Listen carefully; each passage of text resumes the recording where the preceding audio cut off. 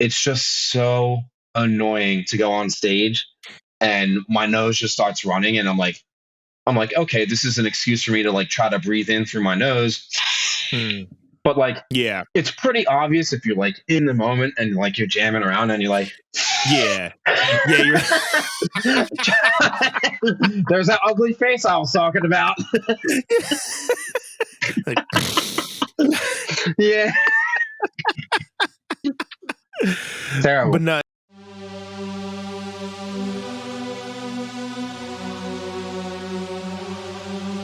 Everybody, welcome to One Set. My name is Anthony Irvin. What's up, everybody? How we doing? This is my co-host, Jim Green. This has been a year in the making. It's really been 23 years in the making. Who wants to tell it? You or me? I don't know. Let's do it.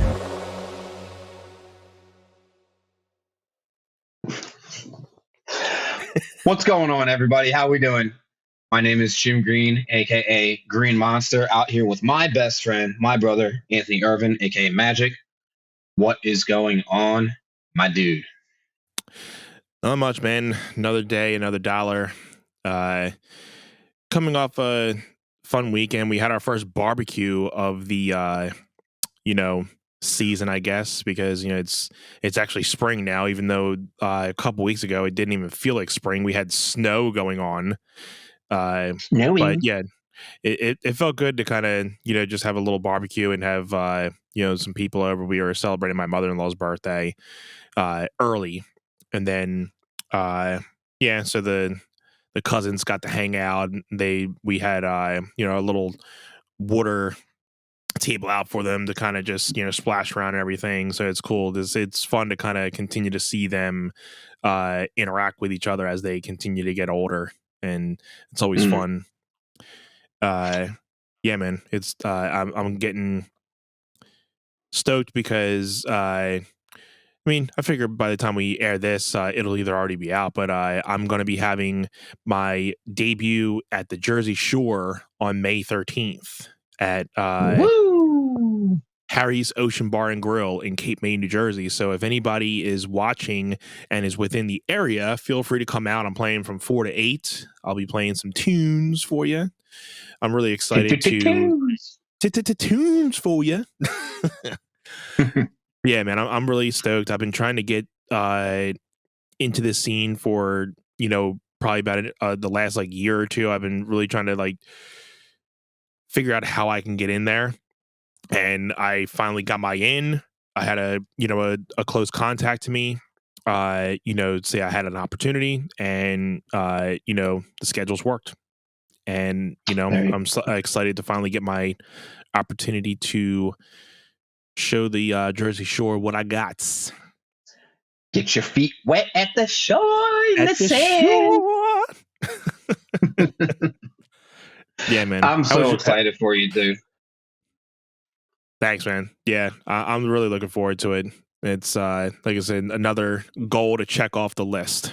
So there you go. Hopefully, being able to do that, you'll book a little bit more consistently and get future gigs through the summer down there. And yes, like we were talking about when you told me that you booked it, and I was like super stoked for you. I know this is something that you've been wanting to do for a while. Even if you can swing, getting the wifey and little Tone down there for a day. Yeah. And then either you come home right after you're done and it's a late trip home, or even if you just, that money goes to booking a room, so it's not out of pocket from, general funds. Like that'd be fantastic. I mean, I know some of the travel gigs that I did, it was like I would, kind of upcharge so that it would help pay for my stay. Yeah. Or I know I had a studio down in Virginia that had brought me and my buddy in. And they were like, we usually do 5 days. We bring someone in, but if you want to come in for less days, that's really on you, because apparently a lot of the choreographers are like, well, we want to go in for the week, my buddy's work schedule really only allotted him like I think he wound up taking he took Monday off. No, Mm. he's a workhorse, man. So he got out of work a little bit early on a Thursday. We drove down Thursday night. Uh-huh. And then I'm not sure if I told you about this one. I mean, I'm sure that we were talking, but you might have been. God, I'm trying to think when exactly that was. Oh, yeah, yeah. That was the first summer of COVID. So that was you and Jen were getting ready to bring little man into the world. Yeah. Yeah. What a summer that In was. in fact, In fact, I might have been in Virginia either right before. I'd have to. Hold on a second. I mean, I'm just curious because of the date, and I'm not trying to hold anybody up or anything here. Now. But just curious now, just chatting like through that timeline. Yeah, because Um, you had a busy schedule that summer with a lot of gigs too, I think, or was that last year? so that was last summer. Now that we're coming up on Okay. this one, it's just weird Yeah. to think that like we are now going into the third summer of COVID, technically, Yeah. right? So the first summer it was like things were half open but not really. Right. And then last summer it was like everything was basically open, depending on Yeah. where you went. But come on, yes, Yeah, okay, I have a feeling this summer is going to be a lot more open. Like it's going to feel a little more normal than like the last two. Like you said, it's kind of like everything restricted in the first summer. Second, it's a little more open, and I feel like this summer, like crossing fingers and everything that not another surge comes or anything. But I think we're going to be a lot more open. People are just going to be willing to just get out and do their thing safely, right, hopefully. yeah. So July 27th, 2020. So literally like within a week before we did the Yeah. last hurrah with you and right Hmm. before Lil Man got here on the second. Yeah. Um I'm just curious now, and I'm kind of overkilling this here, but give me 1 second. Let me see. July 27th was a Monday. Monday. Right. So yeah, I posted that the day after because we, like I said, we left um Thursday night the 23rd. We got down there, checked into the room. Friday morning we went in. Uh I think I did my rehearsal first for 4 hours, and then he did his. Like I was 8 to 12, and then we had 12 to 1 for lunch, and then he did 1 to 5, and then we, had the evening to kind of either relax, prepare for the next day, or like try to go check out, the scenery in the area, which there wasn't really much, to be honest. Where like in Virginia, the area that we were in, there wasn't a whole lot. Yeah. But the studio, they paid us like rather well, Hmm. and they put us up in the hotel. Like that didn't have to come out of our pay. They still paid for Perfect. that. There So you go. that was like one of the better gigs that I ever had done. Not and not per se better in a sense like I felt I did feel really well received, but I was compensated really, really nicely, and taken care of. And the kids worked hard. Granted, it's always a challenge going in and working with kids that like you have not really ever worked with before, and like so you go in and you present something day one, and then you have to kind of like adjust on the fly. Yeah. um, I think we got to day three, like we were trying to get everything knocked out in 3 days and get out, and we wound up having to go back down and do 2 more days because it was just because we were working with like the same groups every day. Well, the same group of kids for mine, it was like double the amount for my buddies. because he was doing a hip hop piece, I was doing a contemporary piece, and there was just twice the number of kids in his routine.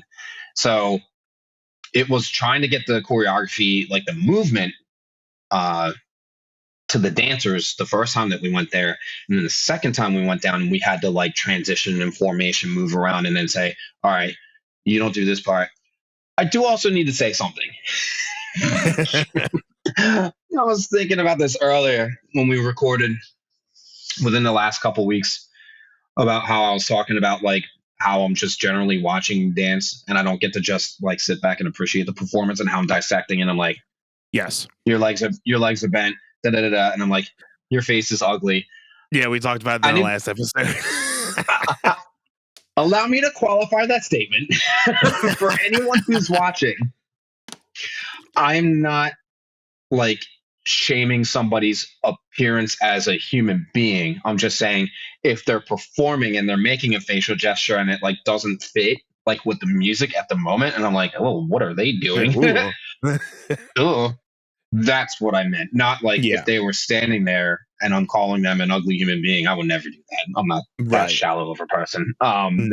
So had to rewind that. I was thinking about that earlier. I was like, wow, if anybody really hears that, they're going to be like, man, this guy's an animal. And not in a good way. So yeah, I just had to get that out there. But yeah, anyway, that was a really nice gig that I got to do. Are there any? I mean, I know that the Jersey Shore gig is going to kind of take care of you. I mean, and like I said, one, it is a seasonal resort area, so there's going to be a little bit more money to float, which is awesome. Yeah, and they, especially with the shore scene. I mean, I don't know much about it, but I from what I know is usually when you're down there, if you get one gig, it usually is a lot easier for you to continue to book more down there because, I mean, I'm sure a lot of those bars and restaurants talk throughout, the 3-4, major beach locations down there. The Cape Mays. I don't really think there's too much in Ocean City, Jersey, but you got Wildwood, Sea Isle. Come on, Sea Isle. Yeah, so they all talk, I'm sure. Yeah. So if and even if like one person may not be a fit for one bar, but they see that, oh, this guy would be great for this one, they'll just hit up that person. So it's always like a big communication thing, and it's really all who you know down there. So I think that's why it's very, very hard for people to break into there. Either you have to be living down the shore or you have to know people that are going to be able to get you in there. So I'm very, humbled to know that I found that one person that knew how to get in there, and they just gave me this opportunity.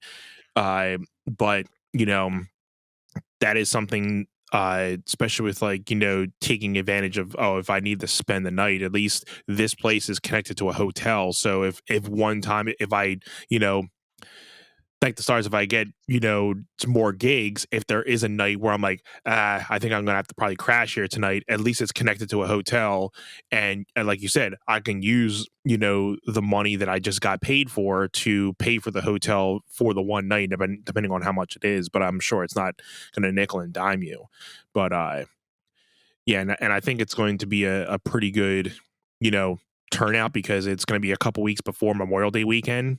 And it's right on the shore, so you can see the shore right from the venue. So it's a pretty cool spot. It's I'm going to be playing on their rooftop area, so it's going to have a nice little beach scene, and so the drinks will be flowing. So again, if anybody is going to be down the shore that weekend, feel free to come out and head over to Ocean's Bar and Grill in Cape May, New Jersey.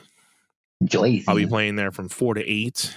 So hopefully, I'm just going to bring my best package. I'm going to make sure that all my stuff is ready to go, that I don't have to worry about any sound issues like I had in the last gig that I was at. I had some sound technical difficulties, so I want to make sure that I have that all under control, so I don't have to worry about anything. And I'm gonna, get there in a considered amount of time, so I'm not, because I'm good right now, but I know that day I'm going to be under so much stress and like anxiety, nerves, to just be like, okay, I got to make sure that these people are going to like me. What are they going to think of me? Hopefully the crowd likes me. What's the crowd going to like? Is the crowd going to be big? Hopefully there's people that are there. So many things are all going to go through my mind that day, but then I know it's just once I'm up there and starting, all that stuff's just going to zoom out of my head and just be like, okay, just play your set. It's almost like you watched the Bill Burr podcast yesterday, right? Right. Yep. And he was literally talking about like how it's been kind of a while since he played a bigger show, and like he started getting anxious, like, am I really doing this? And then like once he's on stage, he's fine. I'm like that even going to teach sometimes, and I'm definitely like that. Like when I'm getting ready to hit the stage, just because I don't do it nearly as much as I used to. It's crazy how the bigger successful people have those things too, because you would think that you're so seasoned into doing it, but again, these people are just human like you and me. They have the same feelings, like because it's always like once you're at the top, like you would think for most people, like you're like, oh, when you're at the top, I don't have to work as hard because I've made it. Like, no, you have to continue to work harder to keep yourself at the top. So there's so much more anxiety and nervousness and so much more feelings to make sure you stay at the top. Yeah, I mean, standards are always rising, like around you, especially in the fields that we're in. It's like you're going to become obsolete if you're not keeping up with your stuff. Right. So y'all heard it here. Anthony's going to be bringing his best package, so you don't want to miss out. Right? Yeah. But can we talk a little? I know we in one of our previous episodes a little bit more music and dance, like kind of in a tangent with some sorts. But there was a couple things that I know we wanted to go into more as well. And there was again, I was listening to Joe Rogan's podcast with Dan Soder. And they were talking. Now, this was more, they were talking comedians, they were talking music, but they were talking music wise about saying the fact that, when you're listening to a musician, or like there's certain sounds that a musician has, like their signature sound, like when it comes to like, now I'm just specifically talking guitarists, like you listen to like a Jimi Hendrix, he has his own specific sound. Stevie Ray Vaughan, he has his own signature sound. John Mayer, signature sound. List goes on. Like they were talking about, like, it's amazing how, like, if you close your eyes and you play one of those artists, you can, and if you're familiar with their music, you can close your eyes and be like, okay, that's a Jimi Hendrix playing, or that's a John Mayer playing. And they were also talking about how when you're seeing bigger comedians and you're watching their sets and they're just up there performing, killing it up there, and that just makes you go, shit, I need to go back and write another bit, or I need to go and think of a better joke, or because my stuff is crap compared to what I just heard.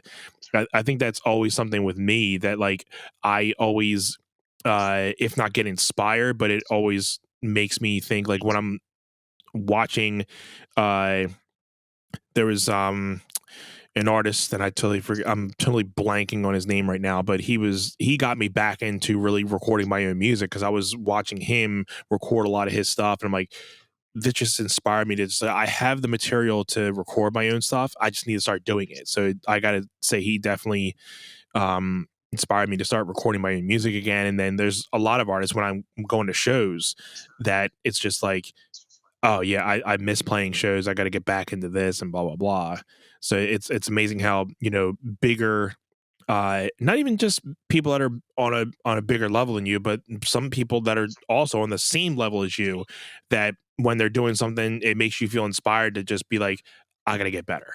I got to keep on working on my craft. Yeah. I mean, I have like multiple scenarios that can really correlate to that Mhm. from the dancer's perspective, right? Yeah.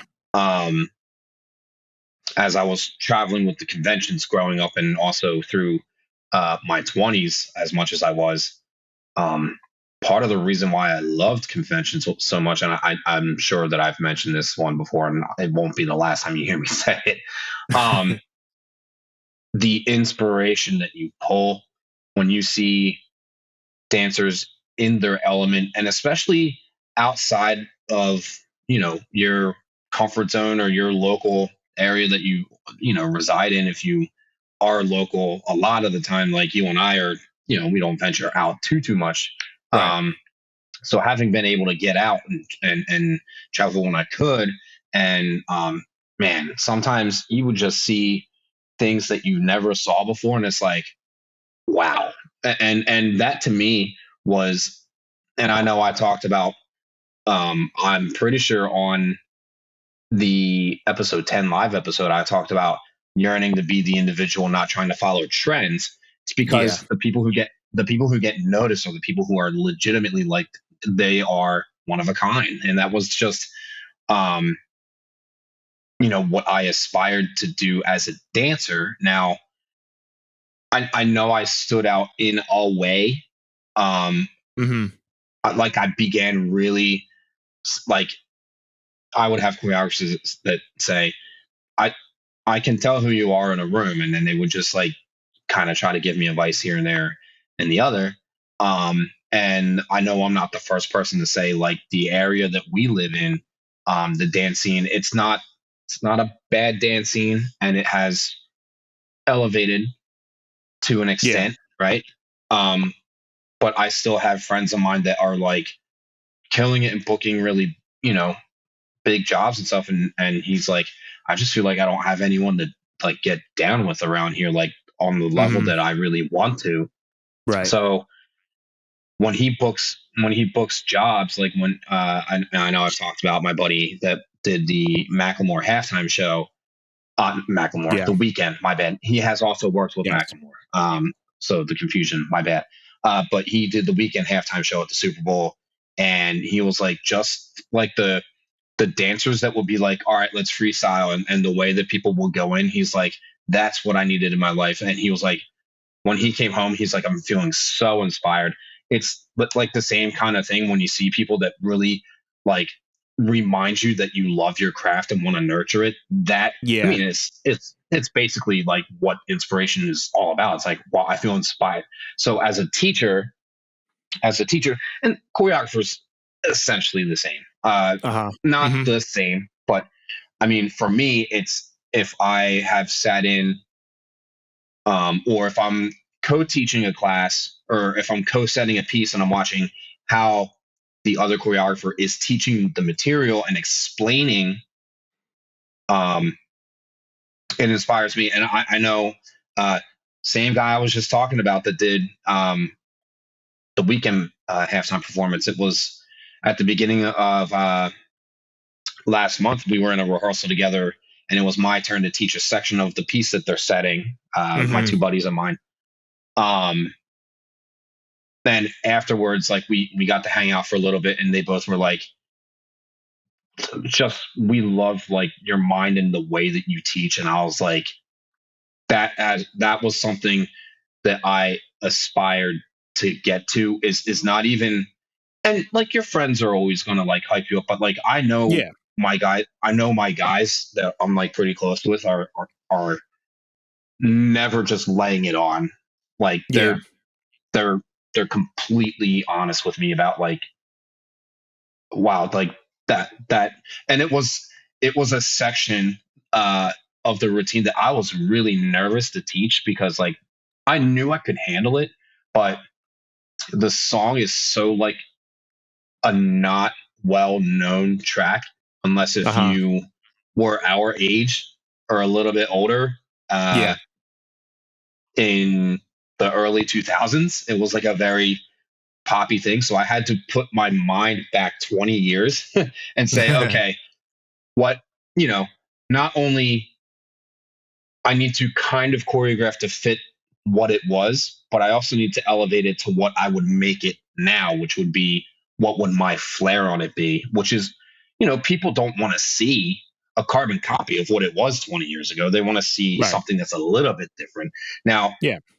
you talk about doing a Michael Jackson rendition, like I feel like the people that get the most praise are the people that can really get it to the T of what it was, because it was ahead of its time. It's a Yes. different story, because the way that he moved and the way that his dancers were choreographed to move was a different level of something that nobody else was doing, and it's just timeless. You can still go back and watch his stuff, and I mean, unless if you're a hater, which, like, to each their own, but Whoopsie. yourselves. Whoopsies. Um, um, but yeah, as I was saying, getting that praise as, and it wasn't just, man, that choreo was so good, but like, also in the way that I was explaining it to the students. Like, my one buddy was like, I just love the way that your mind works and how you were explaining everything to the kids. It was just so really cool to watch and hear. And I was like, all right. And that to me, coming from him doing the big things that he's doing, it really, really meant a lot. And he has told me, he has basically given me constructive criticism in the ways that I maybe wouldn't have wanted to hear it, but it reassured me that he would be upfront with me, from, a really great friend's perspective, to say, I got all the love for you, man, and I just want to see you prosper, and it's a very good mutual feeling that, like, we, like, that group of friends of mine that I have, it's pretty awesome. But like, getting that praise as, a teacher and a choreographer, to me is like, okay, well, not that I can't dance when I'm 45, because there are dancers in their 40s that are still doing it. But that again, and I know I'm beating this like a dead horse, is part of the reason why I really wanted to get on a weight loss challenge, because I'm like, I'd like to get back to, like, dancing, and to the point where people are like, whoa, Jim can dance still? Like, because I really just haven't been dancing like that. Especially once COVID hit, and then once we were trying to get our studio back up and going, and then wound up shutting down, it kind of really just set me into that depressed state where, like, I kind of didn't want to dance. I wasn't in the right headspace to, like, because I would dance, and it immediately put me in this place, like this dark, sad, angry, negative place. So I avoided it for like a while. It's understandable. I still showed up and taught. My class, the classes that I was teaching at other studios, I didn't, like, quit because I was that level of not okay.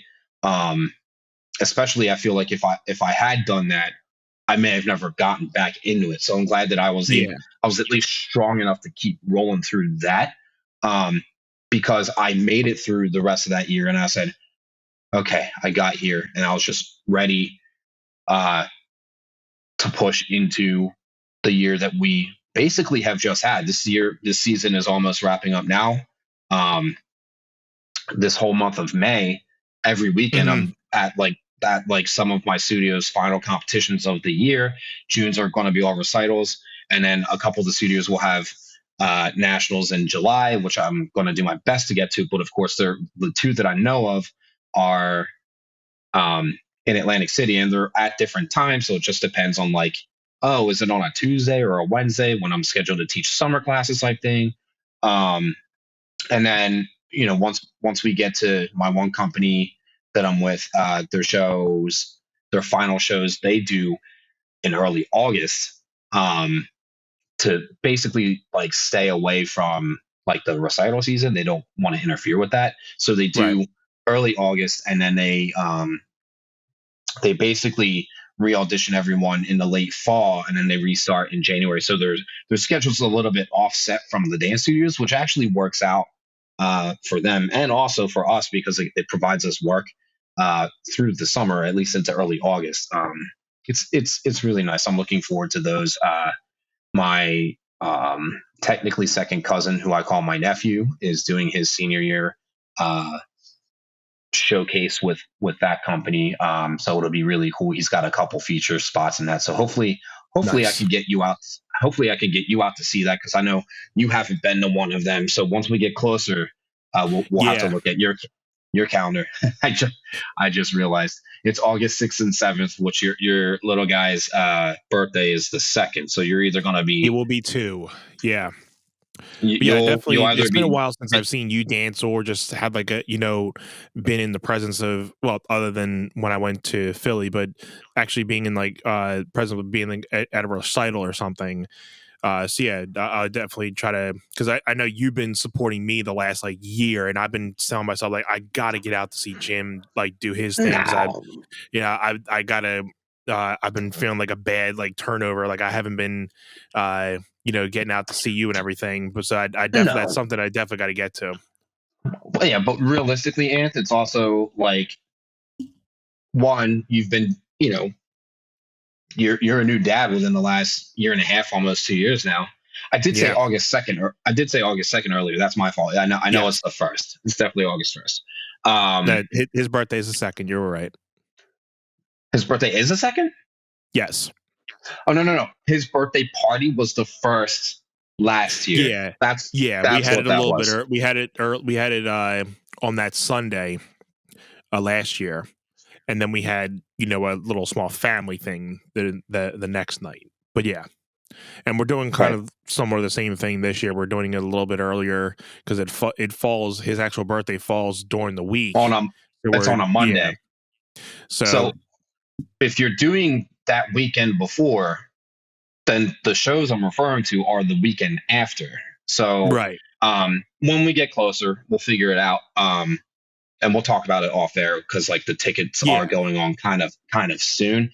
And there is one particular show that I'm pretty sure that I'd like to see you attend, and it's people are going to be fighting for tickets for this one. So we'll talk about that later. Sure. Yeah, I'm we'll get sure to all the that audience. for sure. Yeah.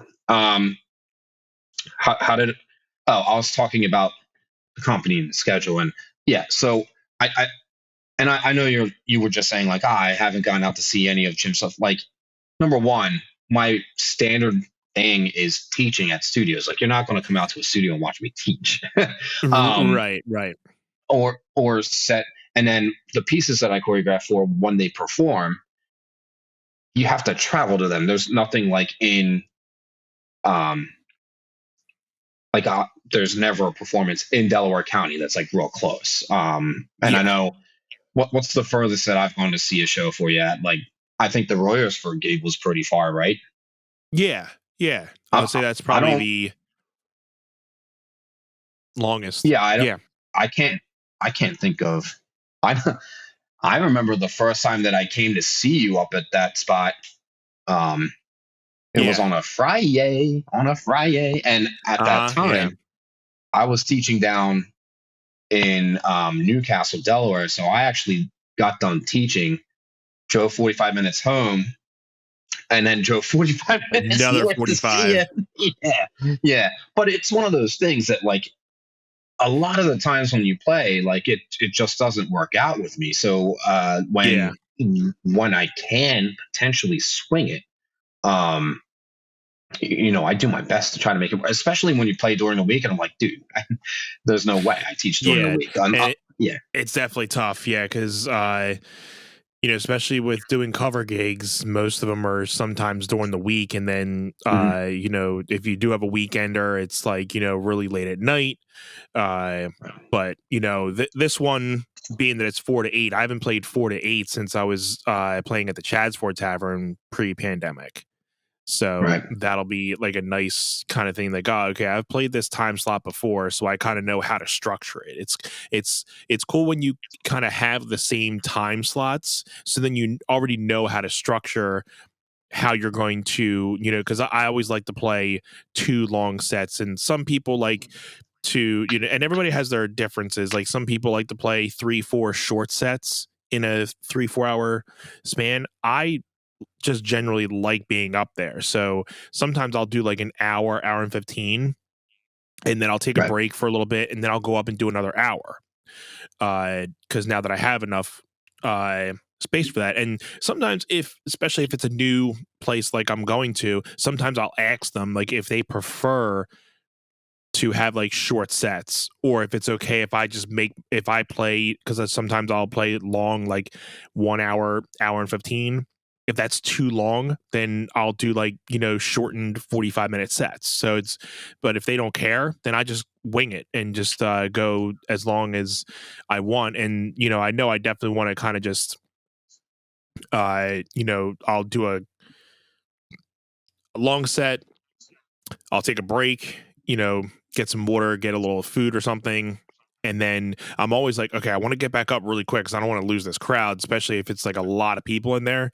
Because then I'm thinking like, oh, because if they don't hear music, then they're going to be like, oh, well, I guess the music is done. Then I'm going to leave. So like, it's always like, then it's like in my head, I'm like, okay, I don't want to lose the crowd. So just, sometimes I won't even eat during the break. I'll just kind of, look at my phone, get something to drink, and then get right back up there. Because of like the whole thing of like just trying not to lose the crowd that you have. Because sometimes I'll just eat after, or I'll usually eat before I play sometimes, and it really depends on what I eat. Because if I eat a lot, then it's just like burp city for like 3-4 hours. Right. And I've learned I cannot have alcohol while I play, because that is definitely something like I'll be burping up a storm every 5 seconds when I'm playing. So if I do, I'll have it during a break, but I cannot have it anymore while I'm playing. So it's usually just water or something. So right. That's like if I were I was doing a show with a buddy once, and we had like we were doing a backup gig, and we stepped off stage. The artist was like doing like a ballad, so we had like a break for that song. He's like, "You want to rip a shot?" And I was like, "No." no. I was like, "Dude, like, I mean, I get it. Like, it probably wouldn't have like really compromised me that much, but I'm like, I'd rather that like not like deter me from being at my best while I'm up there anyway." Yeah. And also like you're talking about doing, 3 to 4 hour sets.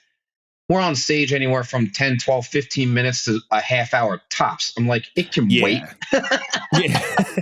Like, I can wait about 10, 15 minutes. Yeah. Yeah. And then once we're done, like, whatever, we can celebrate. Right.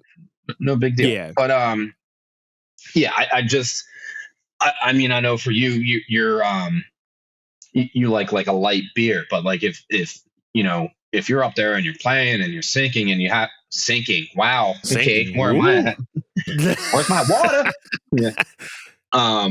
If you're up there singing and you start to feel like things happening inside, you're like, shouldn't have done that.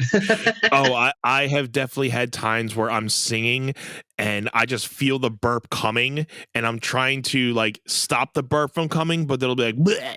And I'm so that's like times where I'm just like going away from the mic in order to not have the have the burp be like audible in the song, because I'm like, that's not usually how you sing it, but here it goes. Yeah. And here we go. Yeah. I love that. I will have to say, do you have anything that is like a what's the word I'm thinking of here? Like a nuisance that like happens to you, like all right, I'm just gonna come out and say it. And I don't think I've talked about this before. Because I'm sure some people probably get gas while they're playing, and like they probably don't talk about it. They just try to let it pass. Yeah. When I dance, and even when I teach now, and even more so after having the vid, like that I'm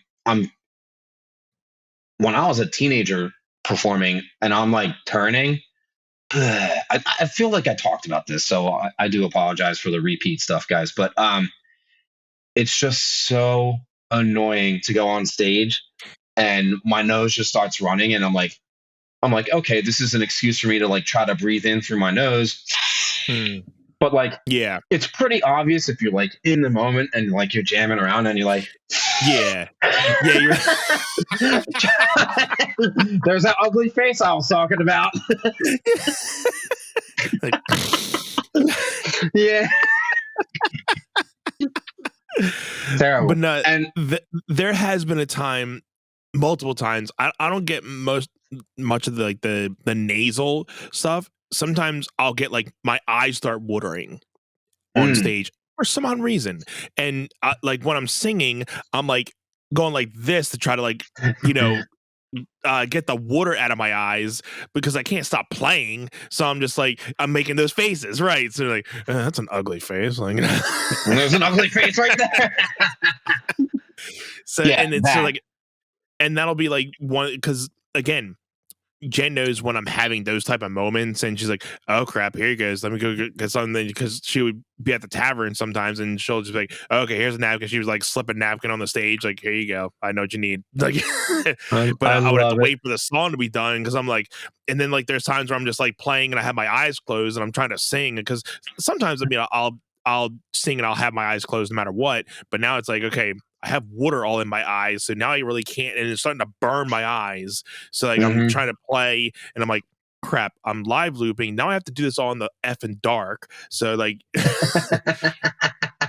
so I'm like, all right, this solo has to be like 2 seconds. I can't do this anymore. Like, all right, stop. Like, but yeah, I haven't had like, I may have had like, my nose like drain like maybe once or twice, but I get more of like the every once in a while like my eyes will just start watering, and then as like it goes, then it'll start burning. Then I'm like, okay, this just needs to stop. Right. I mean, yeah. The way we troubleshoot things, though, that's how you do it. Yeah, I mean, it's part of being an artist. You adapt to the moment, right? Yeah, right. Yeah, I mean, I fortunately, like, that's the worst of it that I've ever ran into. Oh, I mean, there was this little miscue this one time. And again, I don't remember. I don't remember if I said like the things I say like 3 months after the fact. So if you heard it 3 months ago and you still remember it, you must really be enjoying our podcast, guys. Here we go. Here we And yeah, so take two. And take two. So so we're on stage, my old crew and we had pre-planned, okay, we're gonna freestyle solo this section, like as in, okay, this one song we're gonna freestyle. You take this section, you take this section, you take this section, you take this section, you take this section, and we're gonna go in this order, and whoever's before and after you, just iron out the transitions with them, right? Right. So I told my one buddy of mine, I was like, all right, I'm gonna dive roll in as you're turning around to go off, and we'll pass each other. Well, I dive rolled in, and instead of him cutting immediately behind him, he went out this way and turned around, and he ducked and ran. And as soon as he ducked and turned and ran, I was like coming up from the roll. His mouth connects with my head. I bust his lip. Like, fortunately, his teeth didn't get cracked or moved or anything. He has stitches in his lips from it. Jesus. I had cuts in my scalp from his teeth. God, that was like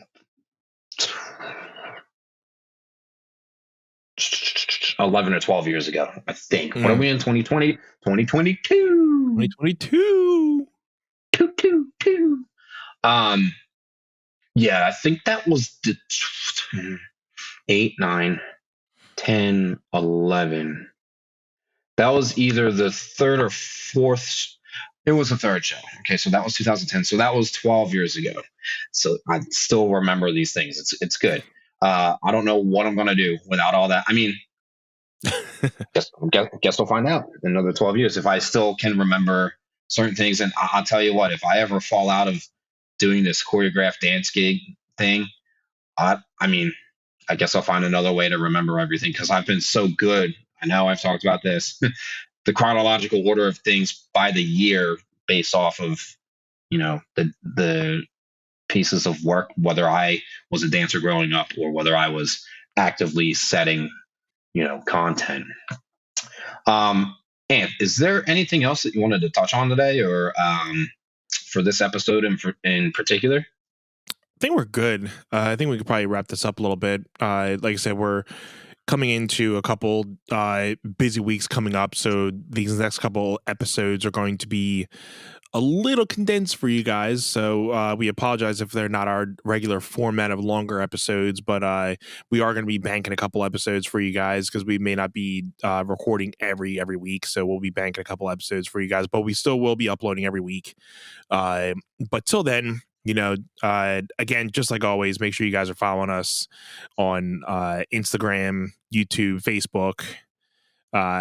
We now have videos, the video podcast available on Spotify. So you guys don't just have to watch it on YouTube. If you guys are Spotify users, you guys can watch the video right from Spotify. So big shout out to anchor.fm for getting us as one of their creators, on their platform, to giving their the video podcast feature for their creators on their platform. So it's another way you guys can, enjoy the show. So again, and the beauty of that, right? Like, is if you don't have like the YouTube Premium, where like if you're watching a video and then you you can turn off your screen at any point and the video, the audio will still come out. Yeah. If you're watching on Spotify and the screen times out or shuts off, the video the audio will still pull through, I believe. Yeah. Because I think you can still, with Spotify, even if you're watching the video and you swipe out of the app. I know this is for iPhone, I know you have an Android, but the audio will still play. For me, when I'm on my YouTube app and I'm watching something and I swipe out of it, it stops because you go out of the app. Right. Sometimes, but I think if you're in Safari, it'll be like a picture-in-picture sometimes. But for me, it hasn't worked that way. So I do like the Spotify way of being able to listen to the video podcasts, and so you can still either listen to the video or audio no matter what you do. And so yeah, again, big shout out to Anchor for making this feature available for their creators. So if you guys are watching the video on Spotify, make sure you guys give us a rating on Spotify, and check us out on Apple Podcasts if that's your platform of choice. Let us know if there's any other platforms that you would want us to get on. I think we're going to try to get on Google Play and Stitcher. I know those are two other platforms. So if you guys watch or listen to podcasts on those two platforms, let us know. We'll be able to get our stuff available over there too. But till then, but is there anything else you want to get to before we get out of here? I mean, I know you said that we're banking a couple episodes. I hope everyone is enjoying the month of May and this beautiful weather that comes with it. And I know we are looking forward to episode 20, which we are Hell yeah. currently slated to be doing our second in-person recorded live oxymoron edition. Yeah. Together, and that we will be recording on May 17th. We'll be able to slap Tuesday. hands. Slap hands. Slap hands. Slap hands. Slap hands. Slap hands. That was stupid. Yeah, that. Whatever. And love you, brother. Like Love I said, too, that episode 20 we will be recording on the 17th, but it won't be airing until Friday, May 20th. Shout out to my sister Kim. It will be her birthday on that day for sure. Shout out. Shout out. So, love you, brother. Until next time. Love you too, man. All right. Thank you, guys. See you on the next one. On the next one.